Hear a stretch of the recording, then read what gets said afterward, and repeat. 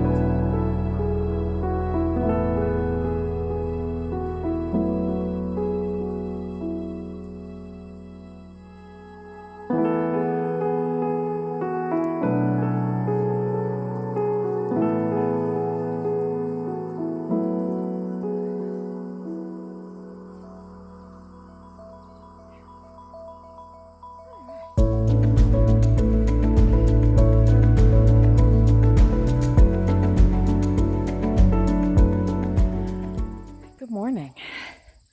I'm sorry for the erratic recordings or the snips that you're getting into life at the moment, but I tend to feel like when I have friends and family here, that's who I need to be spending my time with. But my kids sleep late, so I was able to squeeze some work in this morning. I hated pulling that pea bed up because when I came out here, it was starting to have peas on it. But those were my pod peas, and I just don't think there's enough time for them to pod up properly, especially since they were so stunted from getting chewed down so much. Now, I'm sorry, I said pod peas, I meant shelling peas. Those are my shelling peas. These up front are my pod peas, and those I'm going to leave because I don't know how well you can see it. They are flowering, and they are big enough that they should be able to still produce well into the fall. I need to get in there and clean it up good, get the weeds out. There's a couple of volunteer tomatoes in there, but they're not doing much. So I may either try to move them into one of the tomato beds or just pull them up altogether. The chickens were overjoyed because I took all those peas that I pulled up and all the weeds and took them over for them to enjoy as a snack. It took a little coaxing to get them into it. I had to throw out a couple of handfuls of mealworms, but once they got the clue, I think they're going to scratch that up. I want to put a chicken wire ring in there and fill it up with compost seeds, if you will. So grass and garden pullings and weeds and wood chips and all of that for the chickens to turn over and start breaking it down into compost for me. It's a method of hot composting that if you look up chicken tractor on steroids, you can find that there. It takes about a month to 6 weeks to turn I think it's a 16-foot ring, perimeter ring of compost of scraps into a yard of compost.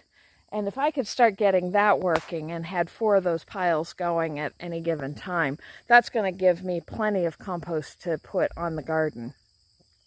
The other reason I didn't like pulling up all those pea plants was just because the soil needs the organic matter. Not only the nitrogen that the legumes, which peas are a part of, fix in the soil, but also just the plants itself.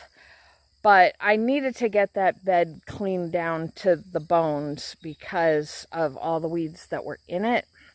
And so I just fed it again. I put a load of compost on top and then mulched it really good. So now I've got to come back out and water that down. And then, actually, I probably have time. I could water that down right now. Once that settles, then I'll go back through, and that's going to be beets. And I think that whole bed is going to be beets because I like to make pickled beets. Like I said before, I use canned beets. I haven't really eaten roasted beets, but I need to try that too. We were talking last night about how hard it is to get vegetables in our diets because we're not big vegetable eaters. I didn't feed my kids a lot of vegetables. No offense, Mom, but when we got fed vegetables when we were a kid, a lot of them just came out of cans, so they were really mushy and nasty. Even the stuff coming out of my mom's garden, a lot of that she grew not to put on the table, but to preserve. At least that's my memory. And I'm sure she's going to message me as soon as she sees this and says, that's not what we did. But that's my memory of it anyway. So I never developed the vegetable habit. And I know that that's something that I need to work on rebuilding in my diet. Having it right here and easy to collect makes it so much easier. We had steak and spaghetti for dinner last night, and I had all those beautiful zucchini, so we had zucchini with it. So just having it is good. Crow tested the potatoes because they're looking really pathetic. You can see, you remember how lush and vigorous those potatoes were when Nikki and I were putting the straw down. Well, now it's just looking spindly and kind of yuck. And I don't know if that's all the Japanese beetles, because we're getting hit with Japanese beetles. Not bad, but enough that we're seeing them. And so I don't know if that's them eating those down, or if they've got blight, or, I mean, the potatoes look beautiful, so I don't think it's blight. I think they're just coming to the end of their time, but they never flowered. And, I mean, they're beautiful little potatoes, but they're little potatoes. So, and it may be that I got them in too late, is the other option there. So I'm going to leave it for another week or two, see what it does, and then may dig them up and get those processed. But it's almost 9 o'clock. We've got to leave in about half an hour for church. So let me get this watered in, and we'll see what we do this afternoon.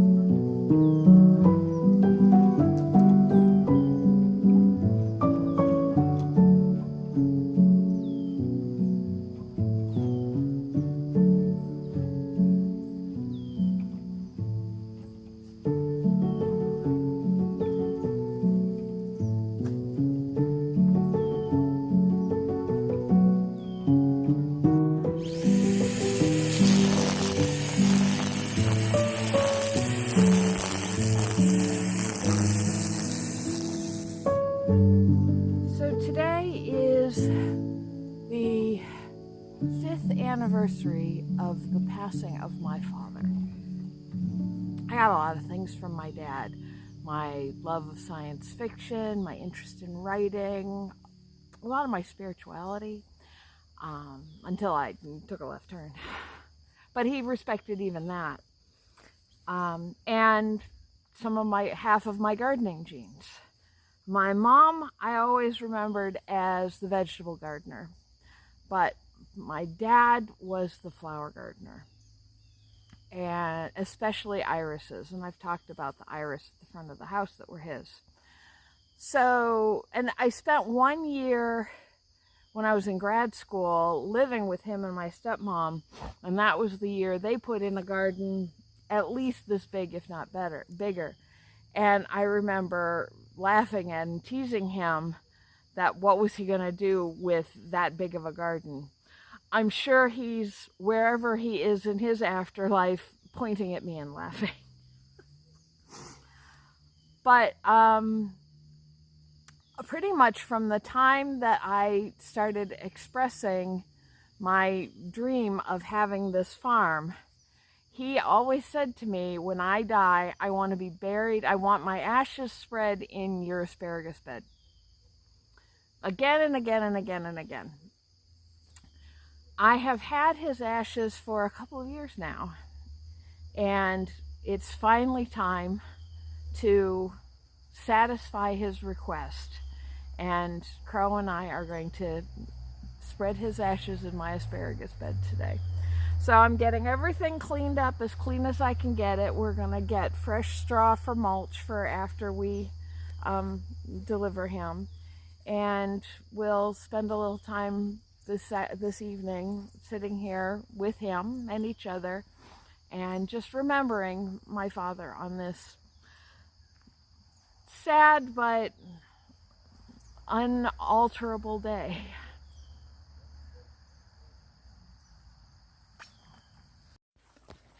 I ran out to try and pick up some straw for mulching the asparagus beds when we're done tonight, but the place that I get it from didn't have their straw truck open, and I have to call to request it, but I don't get cell signal up in this area, so I wasn't able to call from the place. So I'm back home. I'm going to call and see if I can go by and pick it up this afternoon. But in the meantime, I still have my lunch break. So I am going to go out and mow just a strip along the pond pasture to open up some land for planting the chestnut trees that I've got fenced off in the chicken run. So let me grab the tripod and we'll go out and get that mowed.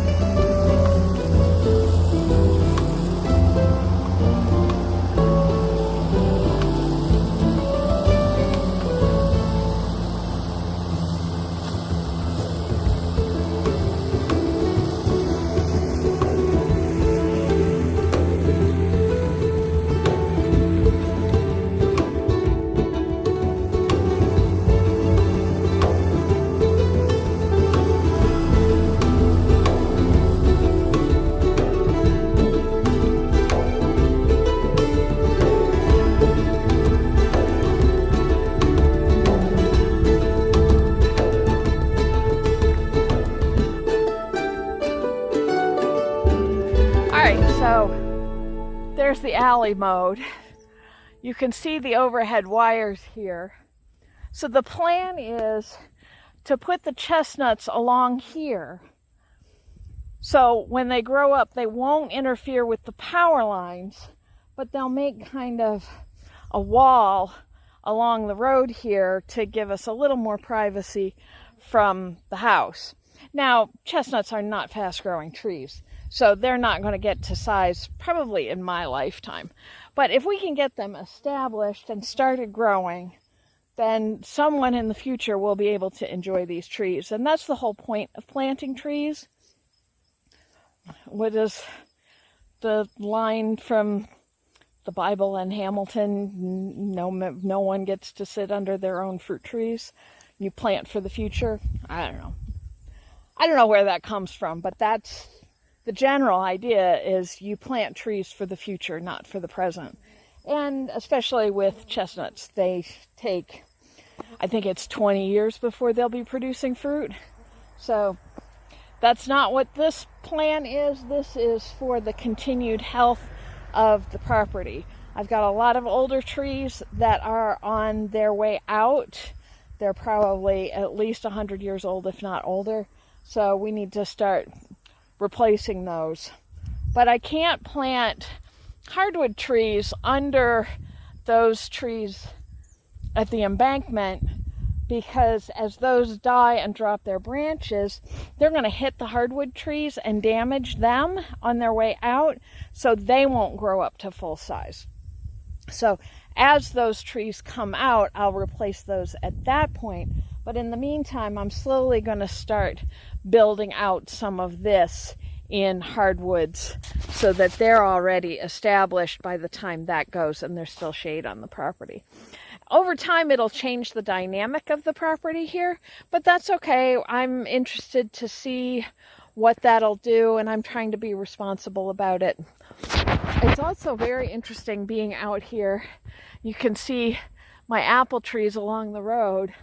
I'm really starting to think I need to invest in an apple crusher and cider press, because I think I'm gonna need that for this fall.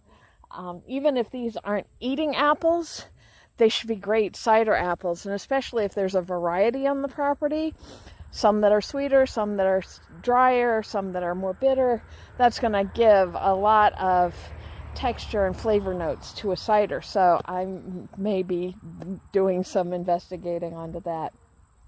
I've got another apple tree there, and I think there's another one way at the far corner of the property. So I've got a ton of apple trees that I don't think I can actually eat from. And then you can see my orchard over there. So there's still a lot of open pasture. If I decide to get sheep or to get coonies, I still have lots of room to run them. There's still lots of room for the wildlife, the deer, the rabbits, the foxes, the frickin' groundhogs. There's plenty of space for them out here, and I won't be in their way. The chestnut trees, when I put them in, are going to get protected right from the jump. So they'll get plastic mesh and wire mesh. So, because I'm not out here to scare anything off. So we'll get those protected right from the start so that they have a good chance to develop. I gotta get back to work.